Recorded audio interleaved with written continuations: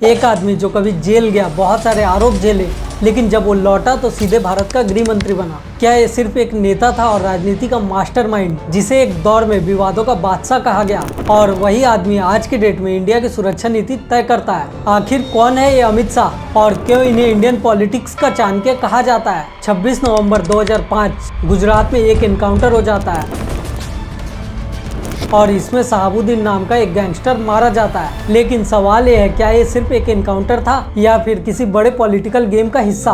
आज से 20 साल पहले किसी ने सोचा भी नहीं होगा कि एक छोटी सी पीवीसी कंपनी चलाने वाला आदमी एक दिन भारत का सबसे पावरफुल नेता बनेगा, एक दिन इंडिया का होम मिनिस्टर बनेगा और इंडिया के लिए सुरक्षा नीति तय करेगा। लेकिन अमित शाह की कहानी बस पावर की कहानी नहीं है, ये कहानी है जेल, आरोप और स्ट्रेटेजी की, और एक ऐसे मास्टरमाइंड की जो इंडिया के पॉलिटिक्स को चेस बोर्ड की तरह चलाता है। तो चलिए आज जानते हैं इस वीडियो में who is Amit Shah, the real mastermind of Indian politics.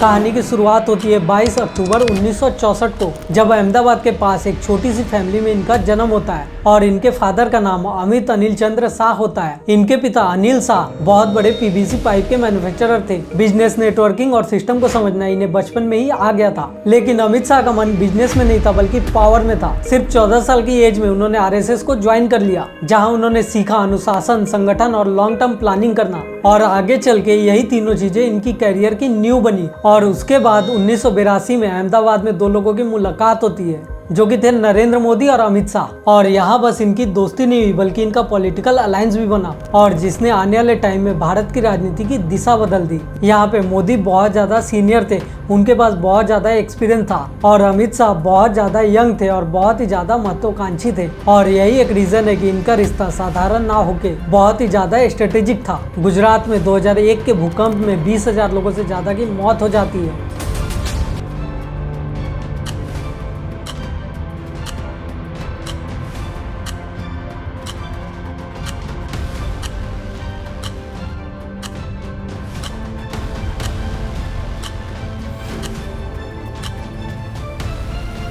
और इस पे तब के गुजरात के मुख्यमंत्री केशुभाई पटेल इस्तीफा दे देती हैं, और यहीं से अमित शाह का राइज होना स्टार्ट हो जाता है।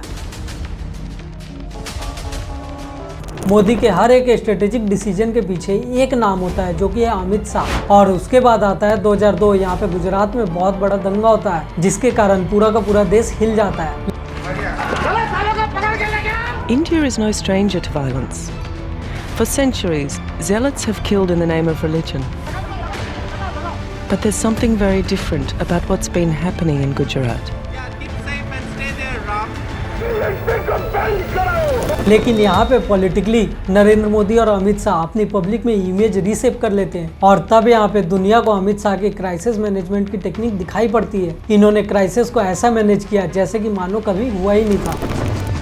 और उसके बाद 2003 से लेकर 2007 तक गुजरात में 31 एनकाउंटर हुए, जिसमें कि 4 केस सबसे ज्यादा कंट्रोवर्शियल हो गए। सादिक जमाल, इशरत जहां, तुलसीराम प्रजापति और शहाबुद्दीन शेख का केस। 26 नवंबर 2005 में सीबीआई की रिपोर्ट आती है, जिसमें कि एक बात पता चलती है कि शहाबुद्दीन शेख और उसकी पत्नी को इलीगल कस्टडी में रख के मार दिया गया है। और इस पे अमित शाह पे डायरेक्ट आरोप लगे कि उन्होंने डायरेक्ट आदेश देकर उन्हें मरवा दिया, और इसके लिए 25 जुलाई 2010 को अमित शाह को जेल में जाना पड़ता है। और ये एक ऐसा दौर था जब बीजेपी का सबसे बड़ा स्ट्रेटेजिक जेल के अंदर बंद हो गया था। लेकिन जेल में भी अमित शाह ने अपनी प्लानिंग कभी नहीं छोड़ी, हर रोज वो एक नई स्ट्रेटेजी बनाते चले गए। और उसके बाद दिसंबर 2010 में उनका बेल हो जाता है, लेकिन इसके लिए उन्हें बहुत कड़ी शर्तें दी जाती है। गुजरात में इनकी एंट्री बैन हो जाती है, इन्हें हर हफ्ते कोर्ट में पेशी देना पड़ता है। और ये एक ऐसा दौर था जब दिल्ली में बैठ के अमित शाह इंडिया की राजनीति का चेस बोर्ड तैयार करते हैं। और उसके बाद 2014 में सीबीआई कहती है कि एविडेंस बहुत ज्यादा कम है, जिसके कारण अमित शाह को बेल दिया जाता है, और अमित शाह इस केस से बाइज्जत बरी हो जाते हैं। और ये वही साल था जब नरेंद्र मोदी इंडिया के प्रधानमंत्री बनते हैं, और अमित शाह को मिलता है बहुत बड़ा रिवार्ड, उन्हें बीजेपी का जनरल सेक्रेटरी बनाया जाता है।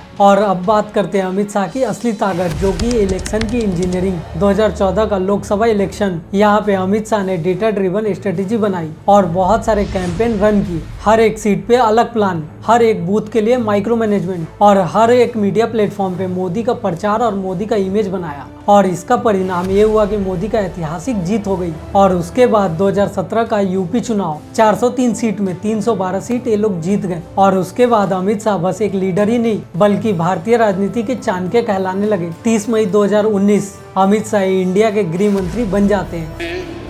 मैं अमित अनिल चंद्र शाह ईश्वर की शपथ लेता हूं कि मैं विधि द्वारा स्थापित भारत के संविधान के प्रति सच्ची श्रद्धा और निष्ठा रखूंगा। मैं भारत की प्रभुता और अखंडता अक्षुण्ण रखूंगा।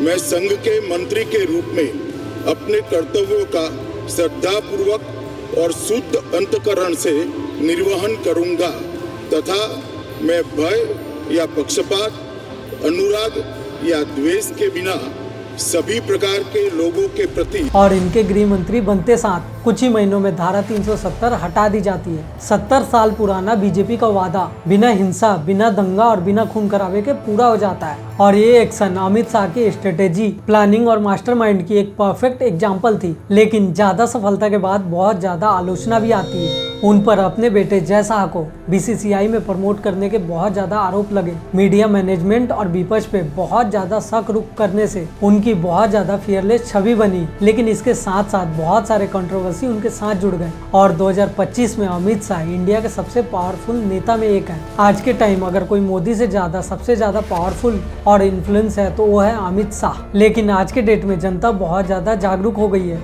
पहले तो फैक्ट चेक करती है, उसके बाद जाके सवाल पूछती है। अब देखना तो ये है कि अमित शाह क्या 2029 तक अपनी स्ट्रेटेजी कायम रख पाएंगे। तो दोस्तों, आपको क्या लगता है, अमित शाह रियल में राजनीति के चाणक्य हैं या फिर पावर के मास्टरमाइंड? अपनी राय आप कमेंट में जरूर बताएं। अगर आपको ये वीडियो पसंद आया हो तो इस वीडियो को लाइक, शेयर और चैनल को सब्सक्राइब जरूर करें, क्योंकि ऐसी वीडियो मैं आपके लिए हमेशा लेके आता रहता हूँ। तो मिलते हैं आपसे अगले वीडियो में, तब तक के लिए जय हिंद।